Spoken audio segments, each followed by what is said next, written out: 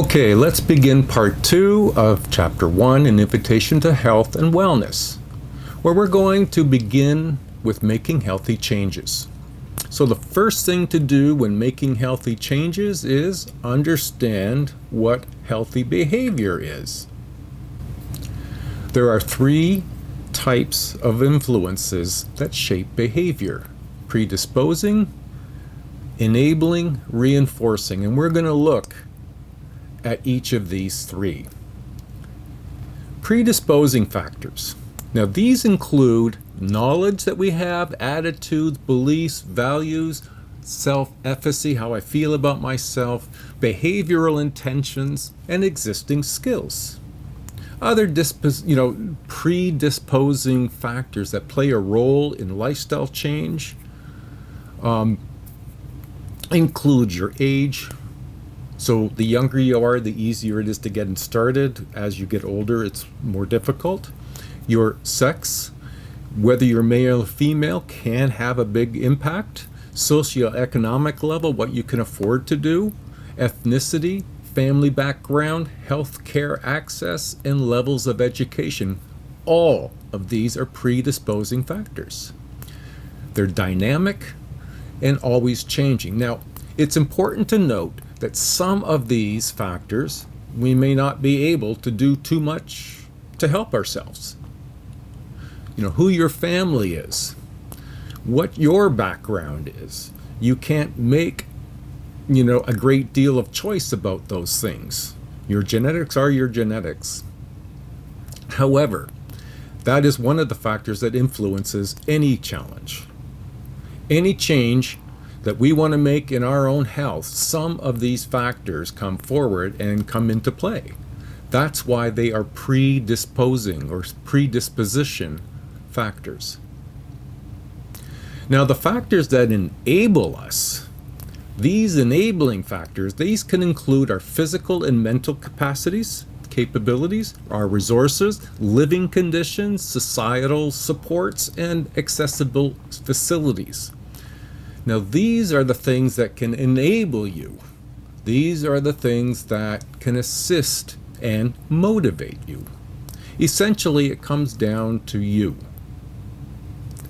How can I access all my potential skills, imagination to achieve this goal? Thirdly, we look at reinforcing factors.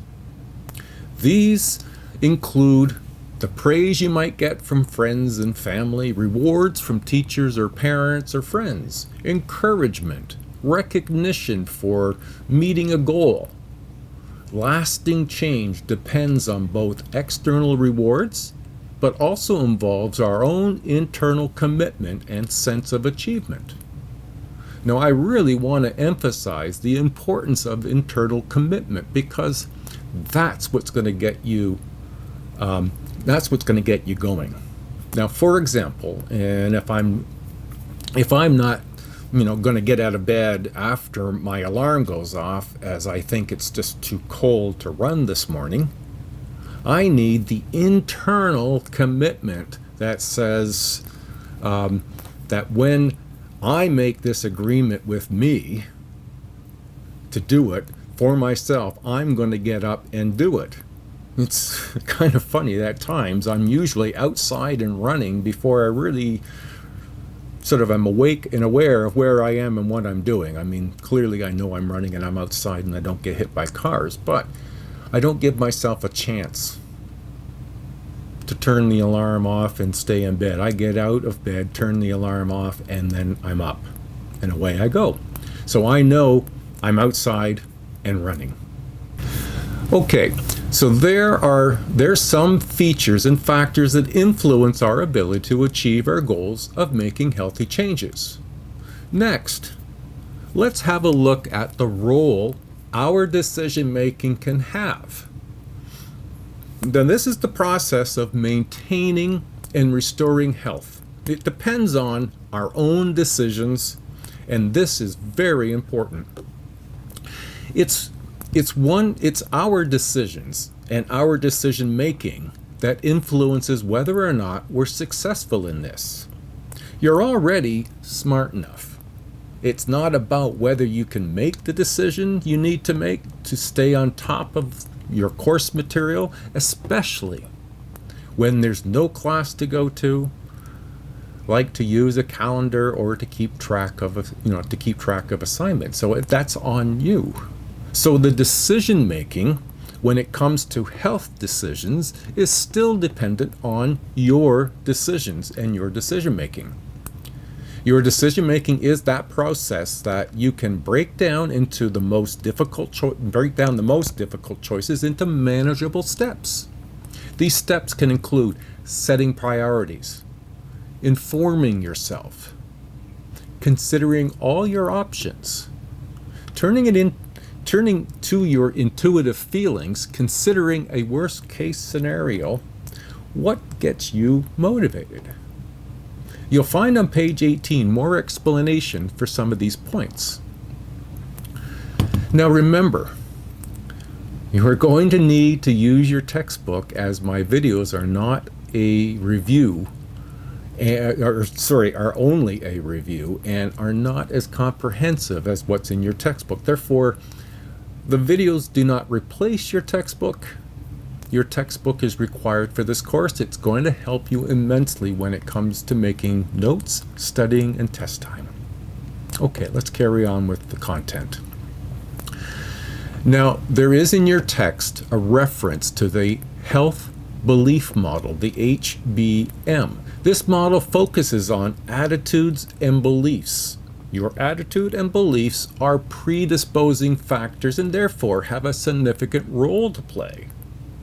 According to this model, people will take health-related action based on the following factors. How do I perceive susceptibility, perceived severity, perceived benefits.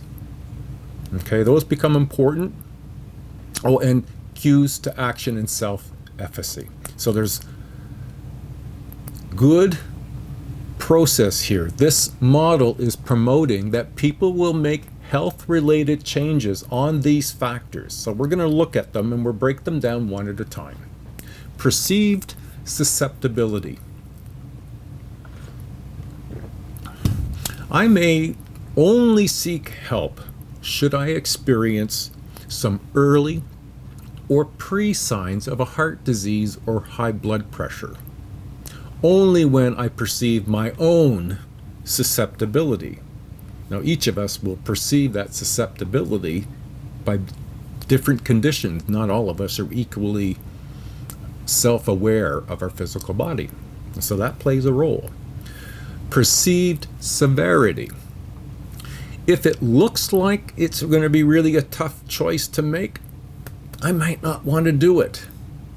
So my perception may not be the same as your perception of a particular issue, but it's my perceived degree of severity that will judge whether or not I'll approach it. Perceived benefits. If I see the benefits to me, then I am more likely to engage in health-related action. And so the bottom line of that one is, what's in it for me? Well, what's in it for you is better respiration, better heart health, better physical health. Cues to action. Cues are like prompts. This includes warning labels. If you read a warning label that says this can of ginger ale has 34 grams of sugar in one can, that should be your cue to action to put the can of Coke or can of ginger ale down. So it includes these warning labels that make sense to you, or other prompts or cues of reminders of what's important. That could include your own prompts that you put up on sticky notes, on refrigerator doors, on bathroom mirrors, because they are cues to remind you to take action that day. And then the last one, of course, is self-efficacy, and this is really an important one. It's our own belief in our own capability. Now, this model has been used for years for helping people change unhealthy behaviors such as smoking, overeating, inactivity, to encourage actions such as using condoms or getting checkups, So this model isn't just for everybody, but it is an effective model. So how can I begin to make lifestyle changes? Well, we're going to do this as an overview. Researchers have highlighted many and various approaches approaches people use to making beneficial changes. These include the moral model, you'll find these in your textbook, the enlightenment model, the behavioral model, the medical model, and the compensatory model. Now, before people reach the stage where they can actually take action, I'm going to do it, and I'm going to do it now. Most people go through a process that includes reaching a level of accumulated unhappiness. Getting to a level of accumulated unhappiness really means we get to a point where we feel like if we need to do something, we need to do it now. That's a very personal place to be. Each of us have a different measure or gauge for I'm absolutely too heavy, or I'm absolutely having too much trouble getting out of breath. If that's my accumulated level of unhappiness and it gets us moving, then that's a good thing. However, we have a moment of truth that makes us want to change, and I hope partly this has been the case for you taking this course. Or perhaps you might just discover something that you can do and you will do. Social and cultural norms are going to be something that will influence our ability to achieve our goals. Norms are behaviors that are expected, accepted, or supported by a group. Now, this group could be our friends, our family, people we associate with. It could even be our society. These norms can either make change easier or harder based on who we associate with and what their best intentions are and what their norms in terms of the group are. If you're aware of the norms that influence your behavior, you can devise strategies either to change them or adapt them. It's important to be aware of who you have around you, and are they supportive? Or are they going to be making it more difficult for you to achieve? So let's look at some considerations and strategies for setting realistic goals. Now, I could do a whole 14-week semester just on goal setting. There are many models, and we're not going to look at them all. We're going to use the model that's in our textbook that's called SMART. You've probably heard of this before. Excuse me. To me, it's not the best model. However, it is a model that's in our text that you can use as a guide. The process of SMART, the goals and objectives must be very specific. It must be measurable, and this is what SMART means: specific, measurable, achievable, realistic, and either it's time specific or time managed. There's a time variable, which is the T. It's important that it's specific enough, can be seen and heard, that it can be measured. For example, I created a goal that I wanted to improve my health. Well, how do you measure health? What do you mean by health? This specific goal needs to be measured in order to track changes. So my heart rate, my blood pressure, or the distance that I run, or the time to complete a specific route, these are measurable. So your goal needs to be specific. They need to be able to be measured and or counted. You need to be able to see discrete differences between doing it and not doing it so you can count accurately. Our goal needs to be achievable and realistic. We need to see that the goal is possible and reasonable given who we are and what we are capable of doing. It needs to be trackable and time-based. So time-based just means it needs to have a beginning and an end. Okay, so for example, when I started running back again in August, when was that? I had an injury. I guess it was around 2019. I took about a year off, and unfortunately in that year I gained about 30 pounds, and I started running again in August of 2020. And I've been running on a particular plan to get me back to where I was.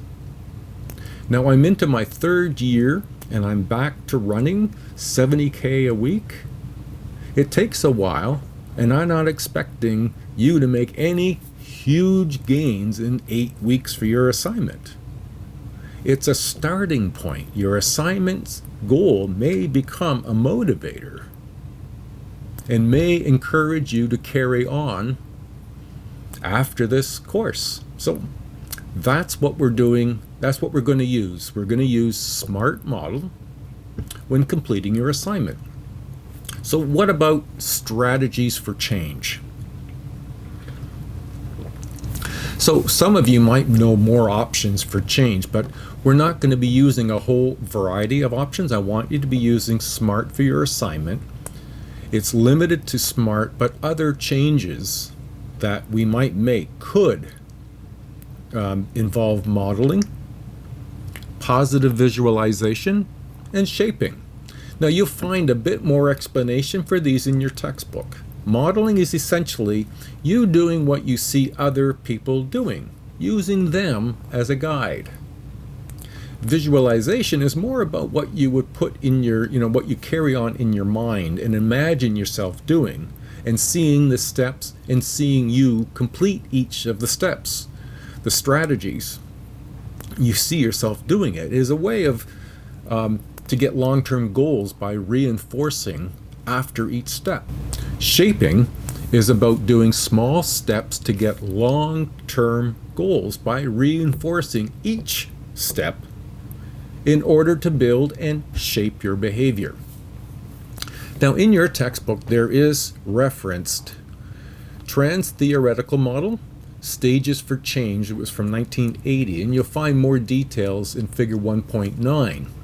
Now you'll notice in the first two stages, pre-contemplation and contemplation, these two stages are just getting to the point where we might recognize we need to do something, making some change. It's a consciousness raising period. It is possible we ourselves become aware based on our own experiences. Sometimes someone else might notice something in you that you hadn't. The next two steps are sort of the meat of the model, the preparation and then the action. Preparation, this is the stage where we intend to make change in our behavior. We can approach this in two broad ways. Either we look at the big picture and where you see the whole goal all together, that's the perspective, or paying closer attention to the individual steps to achieve a goal. Details, one step at a time. Now the action should be immediate. My recommendation has been, when setting a goal, is don't set the goal that's going to start in 2 weeks in the future. Instead, set a goal that's going to start today.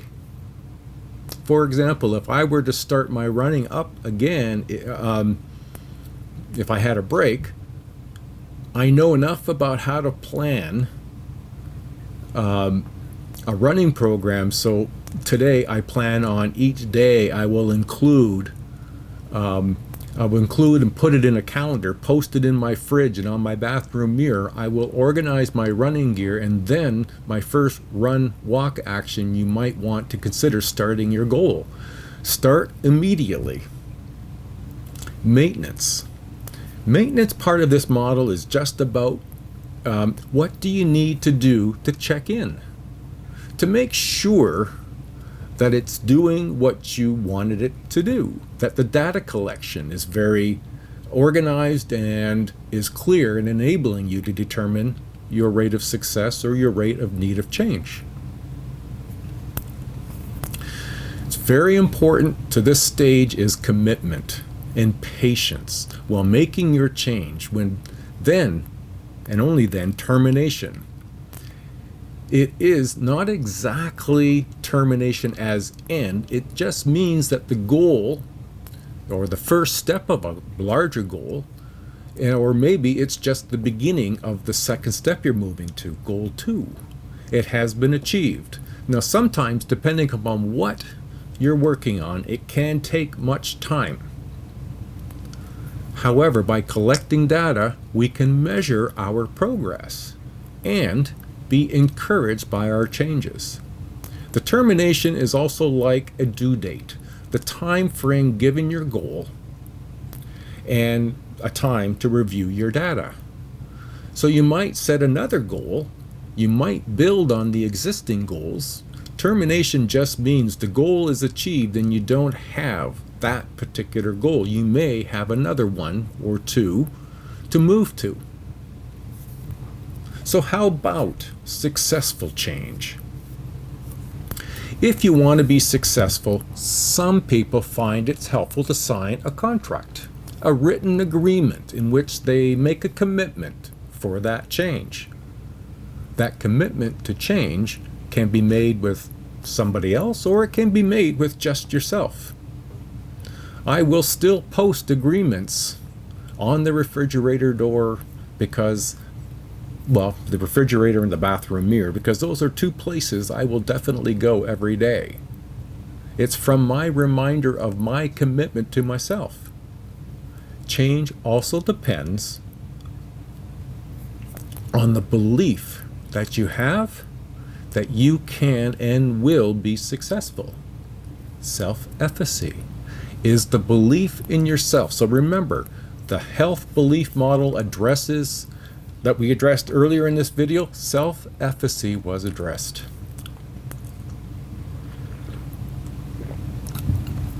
Now, Robert Bandura, he was the founder of social learning theory. Later, it became social cognitive theory. And he found that most people can achieve a goal when they believe they can. Bandura saw cognition.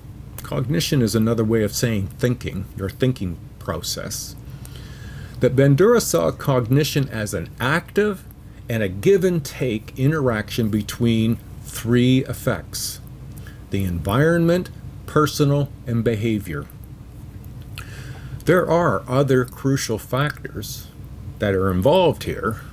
Locus of control is the first one that I'd like to touch on.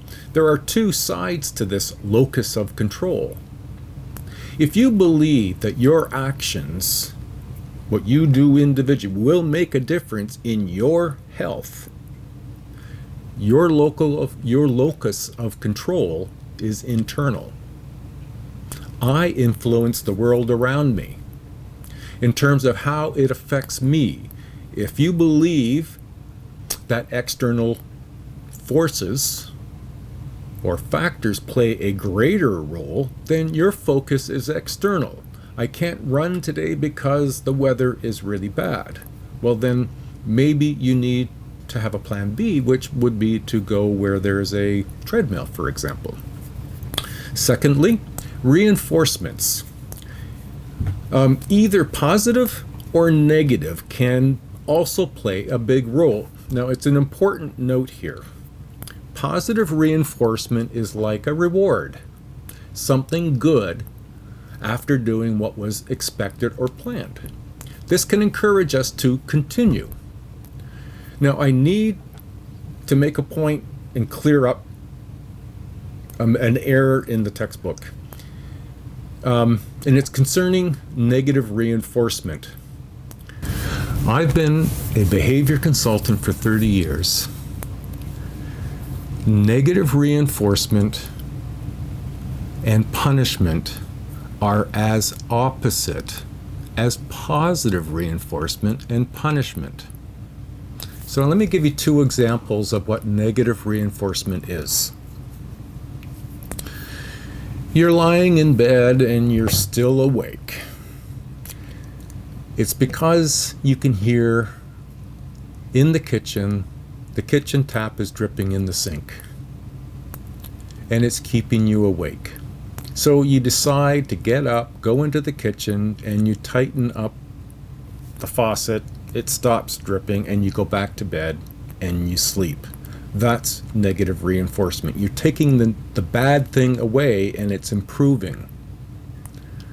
All right? If you have a headache, this is the second example. If you had a headache, you have a discomfort, your head's hurting, thumping, you want to get rid of the headache, what do? You could use negative reinforcement and take an aspirin.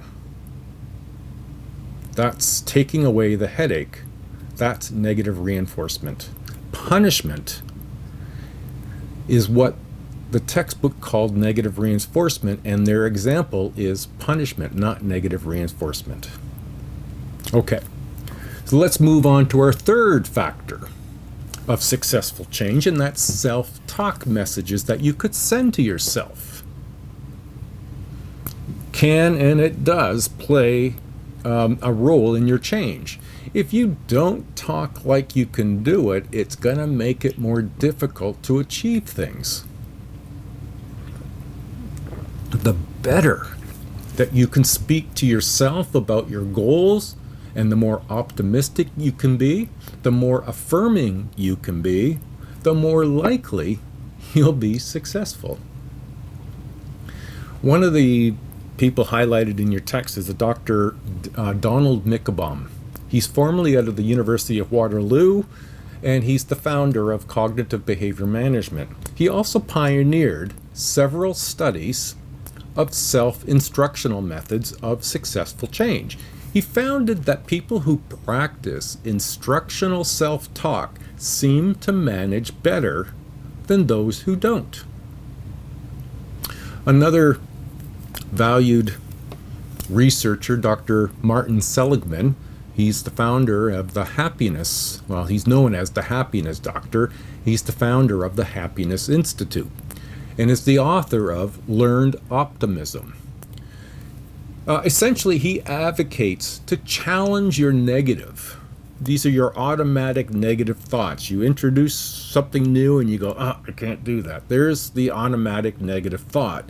And he challenges your negative thoughts with more empowering and optimistic thoughts.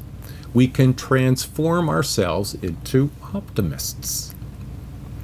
Health and wellness education, the power of prevention. There's no medical treatment that can compare to the power of prevention. Prevention can take many forms. Now, the main focus in terms of our interest in prevention is primary prevention. That's one form, and that's before the fact. So anything you do as preventative. That's primary prevention, before the fact prevention. Things like consumer education, identifying people at risk and targeting a specific community group or individuals.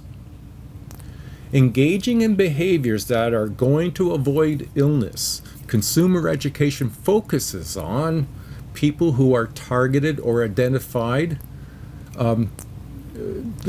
as being at risk. Physicians don't routinely incorporate prevention in their professional practices in terms of how they did assessments. However, medical schools are now providing more training in preventative care. So the potential for prevention, or the potential for prevention, there's a great deal of overlap between prevention and protection. The very concept of protection implies there's a degree of risk taking or risk. The immediate and indirect, or long-term and indirect, so to know what's best to protect yourself, you have to be able to realistically to assess the risks to you. So let's look at assessing risks. When we're looking at this, we'll face a host of risks, from the dangers of being the victim of violence to the hazards of self-destructive behaviors like drinking and drugs at any age. The greatest health threats stem from high-risk behaviors like smoking, excessive drinking, or not getting enough exercise, or eating too many high-fat foods and not getting enough regular medical checkups, are just to name a few. Environmental health risks also need to be assessed. When we think in terms of these sort of risks, well, what are the possible benefits? Well, some advantages may make some risks worth taking. Well, so one of the things to keep in mind is the risk voluntary. If we're willing and able, then it's a voluntary risk, and we may be prepared as we can be. If you go skiing, that's a prepared risk. If you're an experienced skier, it's not a prepared risk to ski for the first time and go down a black diamond hill.